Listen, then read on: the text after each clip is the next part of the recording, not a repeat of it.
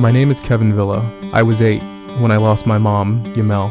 It was really just, the two of us. Yeah. So she was all I had, I was all she had. Mom was an ambulance driver and one of the first responders to the situation as the World Trade Center. While I'll never be able to replace Mom, I did gain someone on 9/11. My friend, Jim O'Connor. I call him Mr. O. Her father saw me, and I just remember I pulled off on the side of the road, and I just remember him saying to me, Mr. O'Connor, have you found my daughter yet? That was the beginning of the relationship. Mr. O was Mom's boss. He was the one that told my family my mom had passed. I remember sitting in the car in the driveway before I went inside and consciously saying, I don't want to use the word killed. I don't want to use that word. And I didn't even want to use the word dead. I just remember going in and I said to her mother, I just want to let you know that we found your daughter, but unfortunately she wasn't able to save herself. I only know a little about what happened to my mom that day. The protocol was that somebody stayed with the ambulance and somebody went inside to work the triage area, and Yamel volunteered. So this 24-year-old girl went in there with all these big, burly police and firemen. When the towers began to come down, as I'm told, she just lost her bearings of which way to turn, I guess. That day, in that family room, when I had to tell them, I think something just said, I'm here for life. My grandmother was left to look after me, and Jim knew she needed help with the funeral, and with me. I knew what it was like to lose a parent. I lost my parent at 10, he was 8. And as long as they were willing to let me kind of continue in that role, I was gonna kind of embrace it, and I did. I've only found out in the past few months the lengths Mr. O went to help me feel better about 9/11.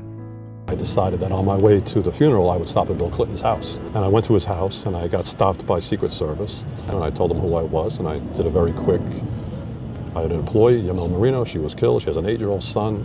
I need President Clinton to do something for me. I need him to write a letter to this boy. I need somebody from this country to tell him that his mother was a hero. At the time, I didn't understand who it was. I couldn't comprehend it until, Really? my age right now. And, How significant that was. Jim's always tried to protect me. He's only now showing me some photos of that day, including a photo of the ambulance Mom was in.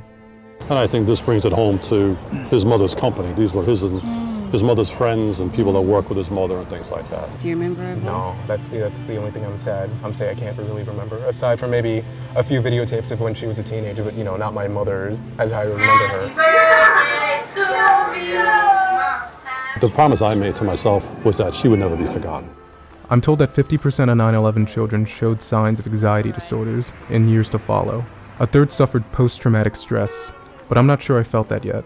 I thought to myself, am I really okay with my mother passing, or am I sort of maybe repressing it? You do seem quite positive. Is that your thing, that you need to look forward and not dwell on the past? To this day, if anybody in my family starts to cry or anything about my mother, I make it a point not to cry. 10 years on, Mr. O is still there for me.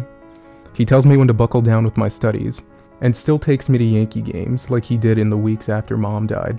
Have you spoiled him? Is that something you've done over the last sort of 10 years? My kids think I've spoiled them. I know my role. My role is, I'm not a parent. You're his grandfather. That's what he says. It's almost like another one. We'll discuss that in the car on the way back. As much as he may think that I brought to him, he's brought me tenfold. He really has. He's brought a lot of things to my life, and what we talk about a lot is that what his mother's taught both of us, whether he's 18 or I'm 55, 56, you got to live every day. Married